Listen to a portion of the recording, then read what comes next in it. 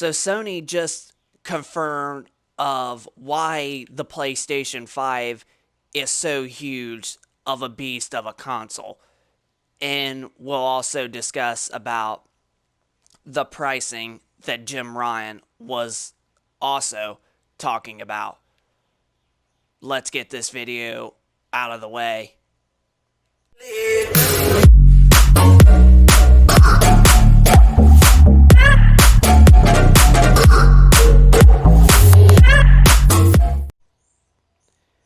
So, Microsoft announced the Xbox Series X at the Game Awards 2019 at the end of the year, and we got to see what the console looks like, right? Well, over the last several months since Microsoft announced the Series X, everybody has literally been like seriously complaining because of how big that the console looks like and how, tall of it is. It literally is like a basically a mini iTower, pretty much. And a lot of people really just don't like what the console looks like. Now, I personally was one of the guys, but I'm going to get the system either way, and I'll definitely know where I will put it in my living room when it releases this holiday season, and I'll definitely have the room for it. As a matter of fact, I already made room for it just the other day, so it's basically ready for it when it gets, it releases this fall. So we got the PlayStation 5 official at the PS5 review event just a week ago, and a lot of people are starting to be very, very mad about it.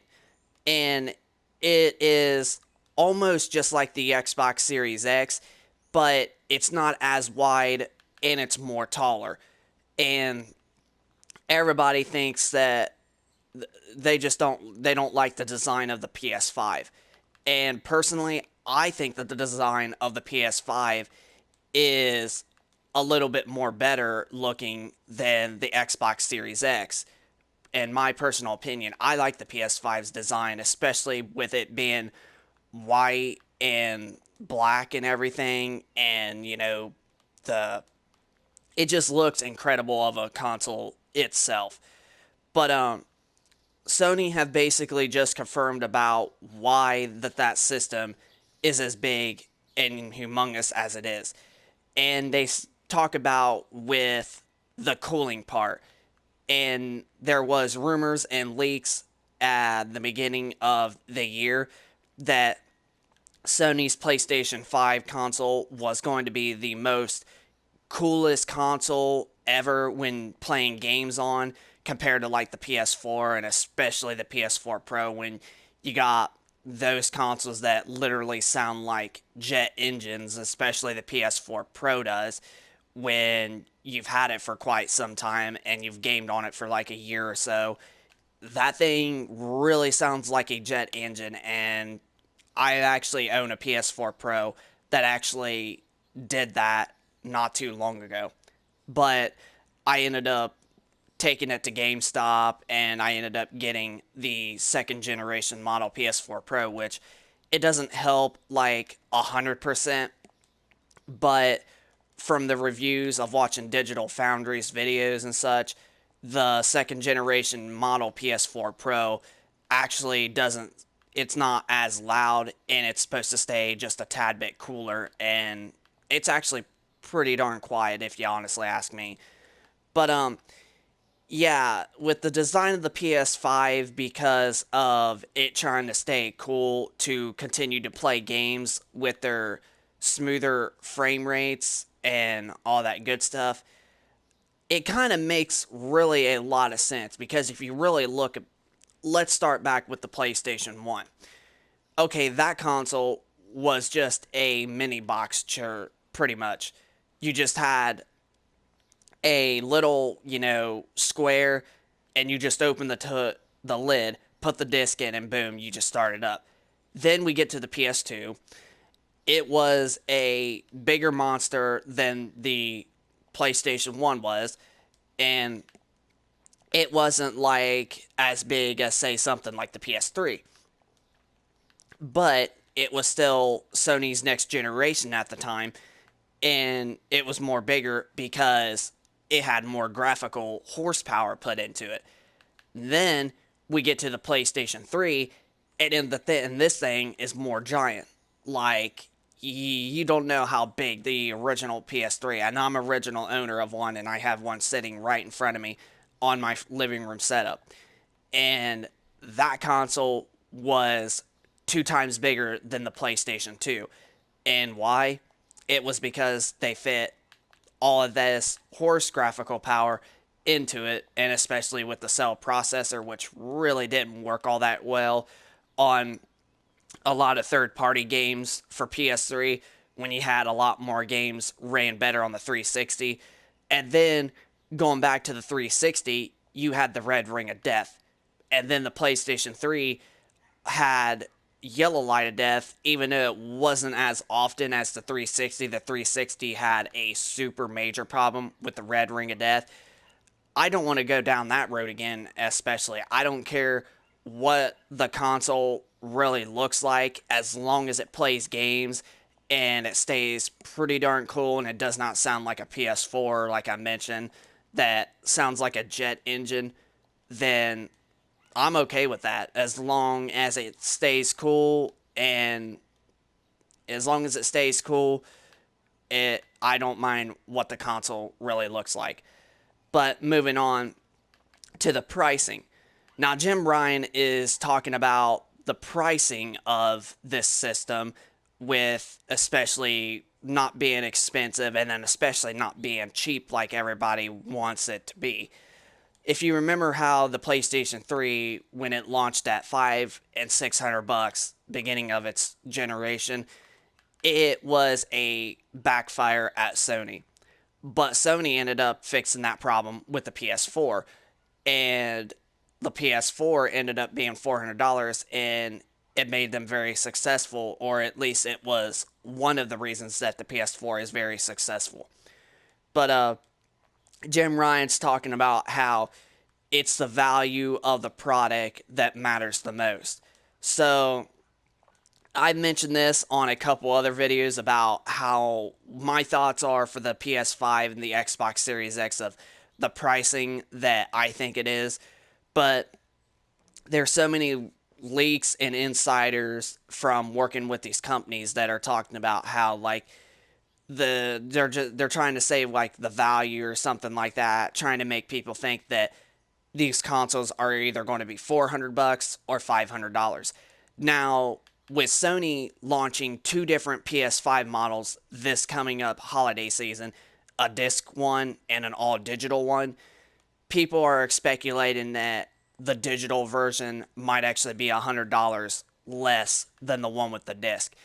And this is like going to be really, really bad news for GameStop. And this means GameStop can probably go out of business sooner than we were expecting, if this leak and whatever that they're saying about the digital edition PS5 being $100 cheaper than the disc one, GameStop is going to be in more serious trouble. But I'm going to basically get the disc version, so that way, even though most of my games are going to be digital only, there are going to be games that I will get for disc, just to make sure that I'm going to like it first. And if somebody buys me a game for Christmas or my birthday, or just gives me one that they have a disc version of, I'll at least be able to play the game on my PS5. So I'm going to most likely go for the disc version of the console, even though like 80% of my games are most likely going to be digital. There still will be some times that I might buy a disc or two or whatever, and it will help out a lot along the road. So, yeah. So they're talking about the PS5 disc version going to be $500, and then the discless PS5 will be $400. that's a pretty good price point if you honestly ask me, because $400 is the most affordable price for especially a newer console. We've seen it with the PlayStation 4, like I mentioned, and then we also seen it with the Xbox 360. And honestly, that honestly sounds like that's probably what it's going to be. It's going to literally be that the PS5 all digital edition will most likely be $400, and the PS5 disc version will probably be $500. But I will pay the extra $100 just for the disc version because, you know, like I said, there will be some games that I'll still buy on disc, even though most of my stuff will be digital. But this will save me in the long run. So, this is what I personally think. I think the PS5 all digital edition will be $399, and the PS5 digital, or not digital, disc edition will be freaking $499. That's what I think that it is. But there's other rumors and leaks and speculations that are pointing out that they might actually be $499 for the discless one and the disc one for $599. And that probably will not go well, but that's what the price points seem like that one of them is going to be.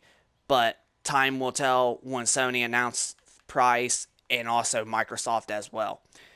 So, but my guess is the PS5 all digital edition will be $399, and the PS5 disc edition will be $499. That's what my predictions are on the PS5's price point. But here before long, pre-orders will start, so we will definitely get a price within a month or two. So, yeah. This is Infernal Shard 1 for the win, signing out. I hope you guys enjoyed the video. If you guys could, hit a like if you enjoy this content. Subscribe for those of you that are new to the channel. And I will keep you guys posted with more gaming content in the future. And also, send me down in the comment section down below of your thoughts on the video. What do you really think about the PS5's price point? And do you not mind with the PS5 of the console design that it really looks like? So just send me down in the comment section down below of your thoughts, and hit a like if you enjoy this video, and subscribe for those of you that are new, and we will catch you guys on the next video. Peace out.